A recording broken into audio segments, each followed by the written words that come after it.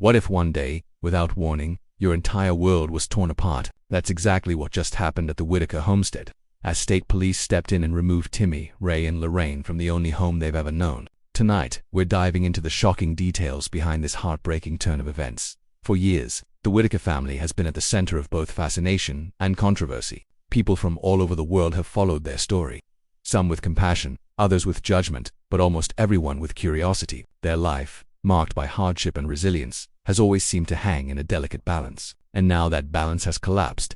It began quietly, almost like a whisper traveling through the small town. A Facebook post, a few comments, a hint that something wasn't right. Then the whispers grew louder. Eric, the family's relative who has often shared updates, revealed that the unimaginable had taken place. Timmy, Ray, and Lorraine had been taken away by state authorities. The house, once chaotic but familiar, now feels hollow without them. Think about it: Timmy, who, despite his struggles, always clung to the presence of his siblings. Ray, who carried the weight of being older, though limited by his own challenges. And Lorraine, whose quiet demeanor hid a world of emotions few could ever fully understand. Together, they were more than just family, they were survival for each other. And in one sweeping decision, that bond has been severed. Why did this happen? Why now? Behind the scenes, there had been growing concerns, whispers of neglect, accusations that BJ, whose presence around the home had been controversial, might still be lurking, stories of shouting, of possible mistreatment. For outsiders, these were just rumors, but for state officials, each complaint built a case. Every phone call to Adult Protective Services added weight, and when enough weight piled up, the system had no choice but to act. It wasn't a gentle transition. There were no trial visits, no careful steps to ease them into a new environment. Instead, it was swift, decisive, and cold. One moment they were at home, surrounded by the walls and memories they'd known for a lifetime. The next, they were gone, separated into the custody of strangers. Imagine how confusing that must be for them. Nonverbal, struggling with cognitive delays, unable to process why people in uniforms are pulling them away from the only sense of normal they've ever had. To us, it's a story of state intervention. To them, it's pure heartbreak and fear. And this is where the controversy begins. Many are asking, was this truly necessary? Were they in immediate danger? Or was this an overreach of the system, tearing apart a family that, while unconventional, was surviving in their own way? Betty, the family matriarch, had long warned this day might come. She knew the system was watching. She knew that eyes were on her home, judging, waiting. And when the authorities finally moved in, her worst fears became reality. Now, reports say Betty is devastated, broken by what has happened, yet powerless to stop it. But some argue Betty bears responsibility, that if she had allowed more outside help, if she hadn't resisted offers of support, if she hadn't let greed and pride cloud her decisions, this might have been avoided. Her refusal to cooperate with services, her distrust of outsiders, created a wall around the family. And when that wall cracked, it collapsed completely. Then there's BJ, the storm cloud that never seems to leave the Whittakers' skies. Many believe she played a role in triggering this intervention, perhaps even making calls herself out of anger and spite. Could she have reported abuse or neglect, knowing exactly how the system would respond?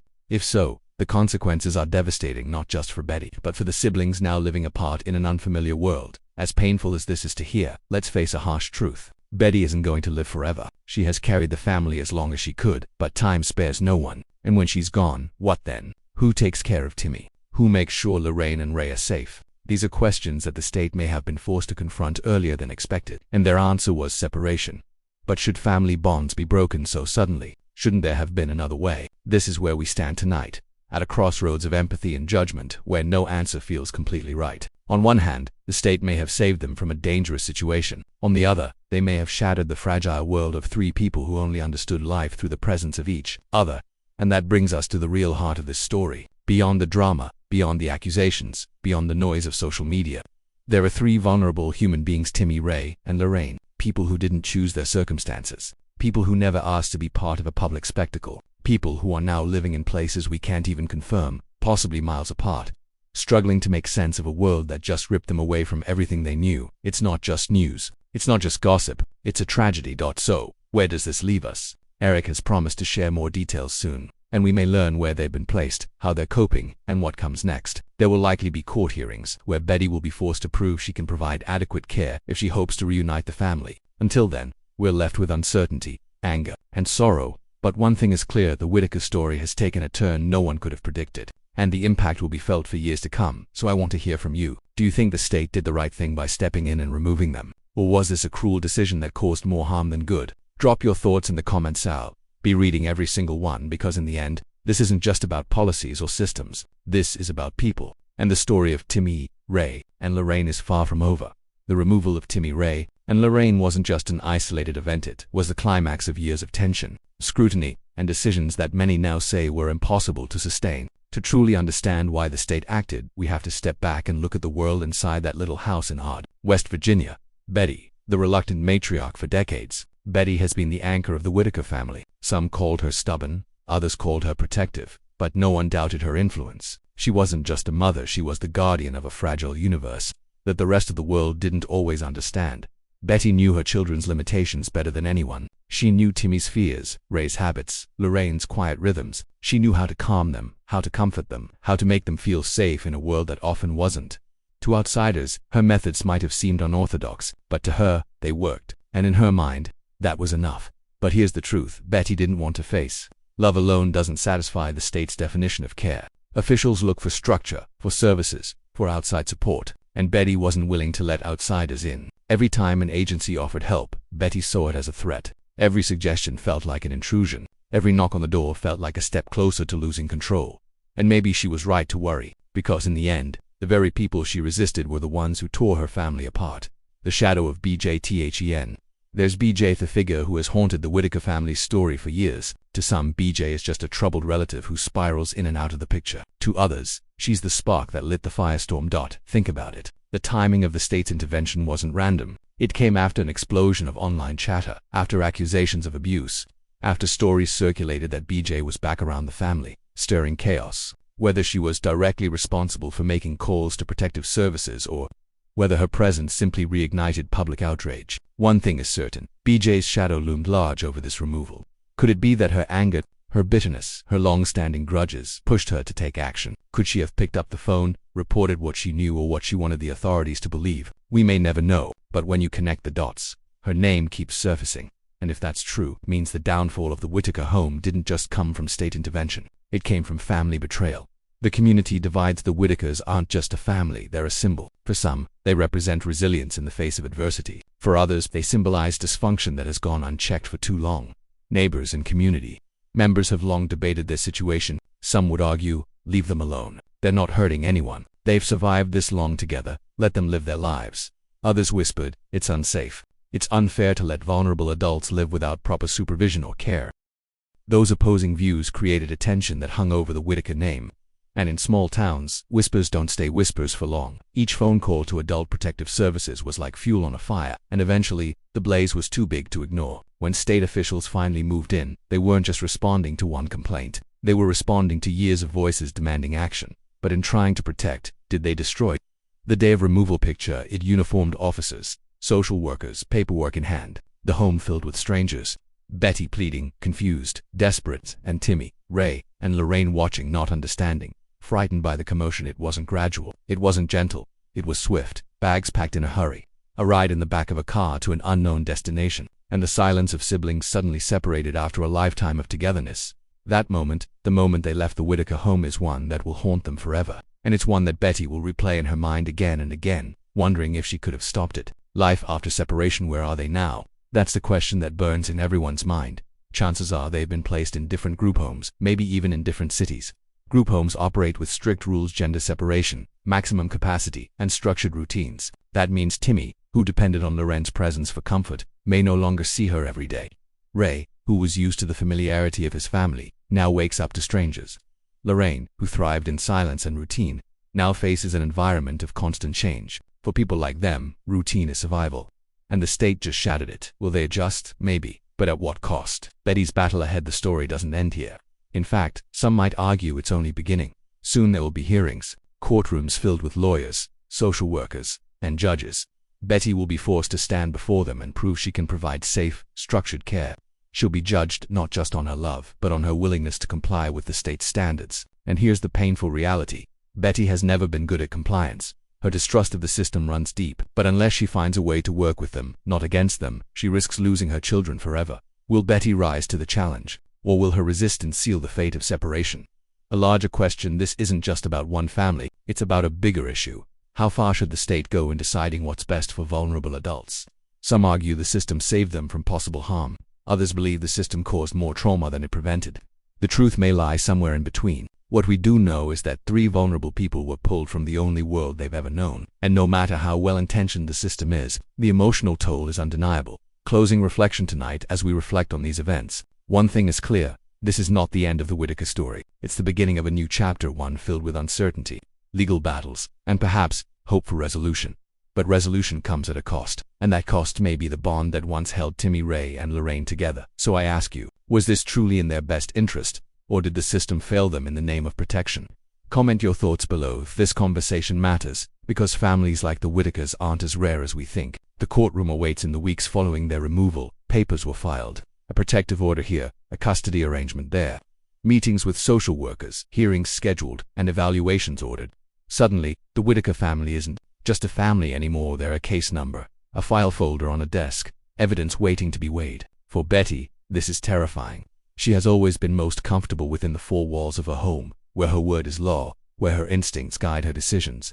But the courtroom is a different world. It is not ruled by instinct. It is ruled by procedure, by policy, by the interpretation of laws that do not bend for emotion. Betty versus the system. Picture Betty sitting at a wooden table, facing the judge. On the other side, representatives of the state, social workers, attorneys, experts with degrees and credentials.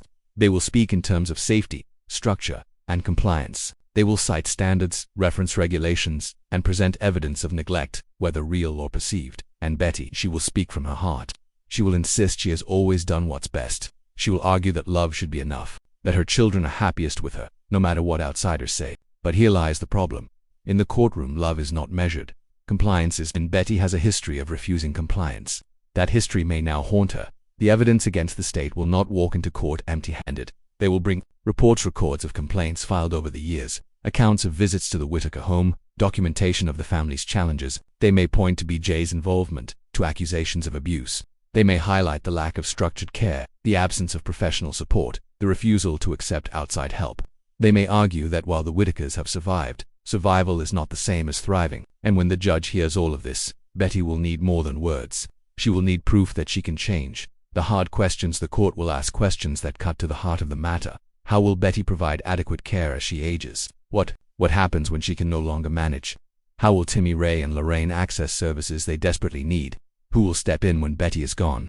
These are not just legal questions, they are moral ones, and they force Betty, and all of us, to confront a reality we often avoid. Love cannot stop time. The siblings are partnering while Timmy, Ray, and Lorraine live separate lives, each struggling in their own way. Timmy, the youngest, clings to routine more than anyone. Without his siblings, he feels adrift. He may not have the words to express it, but his silence speaks volumes. Every unfamiliar face, every new rule, every strange bed chips away at his sense of security.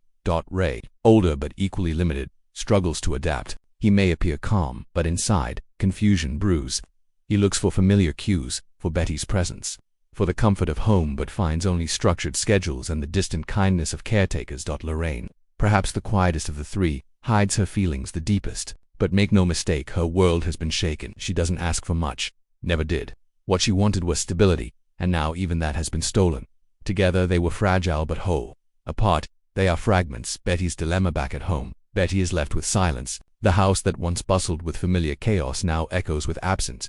Every empty chair reminds her of what she's lost. She knows the hearings are coming. She knows the questions she will face. And deep down, she knows the odds are stacked against her. Does she swallow her pride, agree to work with the very agency she has distrusted for years? Or does she continue to resist, standing on principle, even if it costs her the chance to bring her children home? It's a dilemma with no easy answer. Pride has defined Betty for years, but love may demand humility. The role of the community this case isn't playing out in silence. The community is watching. Social media is buzzing. Some cheer the state for stepping in. Others cry out that the family has been torn apart unfairly. Videos circulate. Comments pile up. Debates rage online. The Whittakers, once a quiet family in a quiet town, are now the center of a national conversation about care, neglect, and intervention.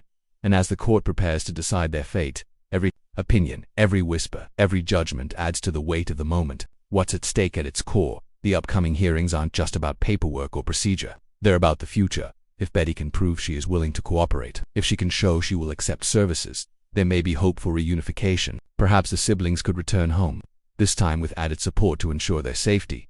But if Betty refuses, if she insists on doing things her way, the court may decide permanent separation is the only answer. Timmy, Ray, and Lorraine could remain in care facilities indefinitely, their lives forever altered. This is not just a fight for custody, it is a fight for identity, for belonging, for the right to define what family means. The emotional undercurrent behind the legal language, the reports, and the hearings lies a simple, painful truth. 3 people who never asked for this are caught in the middle. For them, the courtroom doesn't matter. The policies don't matter. The debates online don't matter. All that matters is the ache of absence, the longing for home, the hope of being together again, and that is why this story resonates so deeply. It isn't just about the Whittakers, it's about every family that has ever struggled, every parent who has ever feared losing their children, every system that has ever tried to balance protection with compassion. By closing reflection as we await the outcome of the court hearings, we are left with questions that cut to the core of what it means to be family. Was the state right to intervene, or did they cause more harm than good? Can Betty prove she is capable of caring for her children, or has time finally caught up with her? And most importantly, what will become of Timmy, Ray, and Lorraine, who did nothing to deserve the heartbreak they now endure? This is more than just an update. This is a turning point, and the decisions made in the coming weeks will echo for years to come. So now I ask you, if you were the judge, what would you decide? Would you return them to Betty under supervision, or would you keep them in care for their own protection? Comment below, I want to hear your verdict, because the fate of the Whittakers is not just a legal question, it is a human one, and it is a question that demands we all reflect on what we believe is best. What happens after the storm passes? For the Whittaker family, the removal of Timmy, Ray, and Lorraine by state police wasn't the end of their story. It was the beginning of a new, uncertain chapter, one that will test their resilience, their bonds, and their ability to survive in a world that may never fully understand them. A family divided for decades, the Whittakers were known for one thing above all: togetherness. No matter the hardships, no matter the judgments from the outside world, they stayed side by side. That unity was their shield against poverty, ridicule, and misunderstanding. But now, that shield has been broken. Timmy, Ray, and Lorraine live in separate places, under the watchful eyes of strangers. Their daily lives are dictated by new rules, structured schedules, and unfamiliar environments. For Timmy, separation means confusion. His world was always small but consistent, his siblings by his side, Betty watching over him. Without that, every day is filled with uncertainty. For Ray, separation means silence. He may not express it outwardly, but the absence of his family weighs heavily. For Lorraine, separation means displacement. The calm and quiet of her home is gone, replaced by an environment she cannot control. 3 siblings, 3 lives, 3 struggles, all connected by the same heartbreak. Betty's loneliness back in the Whittaker homestead. Betty feels the weight of their absence. The house, once alive with noise and movement, now feels empty. Every chair, every corner, every memory reminds her of what has been lost. She knows the hearings are coming, and she knows the odds are not in her favor. She has been labeled stubborn, resistant, uncooperative. And maybe she has been all those things, but in her heart, she believes she did what she thought was right. She believes she protected her children the only way she knew how. Yet, in the eyes of the state, love without compliance is not enough. Betty now faces a choice: change her ways and accept help, or risk losing them forever. The legal battle continues. The court hearings will not be simple. Each one will peel back another layer of the family's history. Every report, every complaint, every accusation will be laid bare. Social workers will testify, attorneys will argue, judges will question. Betty will need to prove she can provide more than love. She will need to show she can create a safe, structured environment. She will need to demonstrate that she is willing to work with a system she has long distrusted. It will not be easy. But if she fails, the state may decide on permanent placement. That would mean Timmy, Ray, and Lorraine may never return home again. The community's role. The Whittaker story is no longer just a private struggle, it is a public one. The community watches. The internet debates. Opinions fly on social media, with some cheering the state's actions and others condemning them as cruel. The Whittakers have become a mirror in which people see their own beliefs about family, care, and intervention. Some argue, let them live the way they always have. They don't need interference. Others respond, they deserve better care, even if that means separating them. This divide will not disappear, and as the hearings continue, the Whittakers will remain caught in the middle of a larger conversation about the role of family and the power of the state. What the future could hold. So what happens next? The possibilities are many, and each comes with its own challenges. Reunification with support. If Betty agrees to cooperate, if she allows services into her home, there is a chance the family could be reunited. Timmy, Ray, and Lorraine could return, this time with structured support. But it would require Betty to do something she has always resisted: open the door to outsiders. Permanent separation. If Betty refuses or fails to meet the court's expectations, the siblings may remain in state care permanently. That would mean adjusting to life in group homes or foster-style placements, away from the only home they've ever known. A middle ground. The court may decide on a compromise, allowing visits, supervised contact, or partial reunification. This would keep the family connected while still ensuring oversight.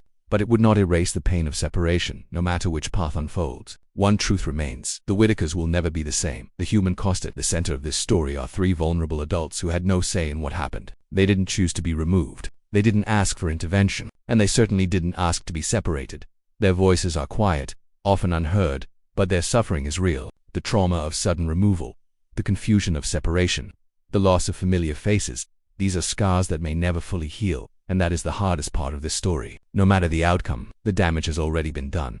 A broader reflection: the Whittaker story forces us to ask uncomfortable questions. When does protection cross into cruelty? Is survival enough, or must families meet the state's definition of thriving? Do we value independence and family bonds more, or do we trust the system to define what is best? There are no easy answers, but what we do know is this: families like the Whittakers exist all over the world, caught in the same struggles, facing the same dilemmas. Their story is unique, but it is also universal. Closing message: and so we arrive at the present, caught between heartbreak and hope, uncertainty and resilience. The Whittaker family is at a crossroads, and the decisions made in the coming weeks will echo for the rest of their lives. Maybe Betty will rise to the challenge and fight her way toward reunification. Maybe the state will hold firm and keep them apart. Maybe a compromise will emerge. Whatever the outcome, the Whittaker story reminds us of one thing: family is fragile, and once broken, it is never the same. So now I leave you with this question: what do you think should happen next? Should Timmy, Ray, and Lorraine return home, or should they remain in state care for their own protection? Comment below. I want to hear your voice in this conversation, because at the end of the day, this isn't just about one family. It's about all of us, and what we believe it means to truly care for the people we love. Thank you for watching this video. Click here to watch another video that might interest you.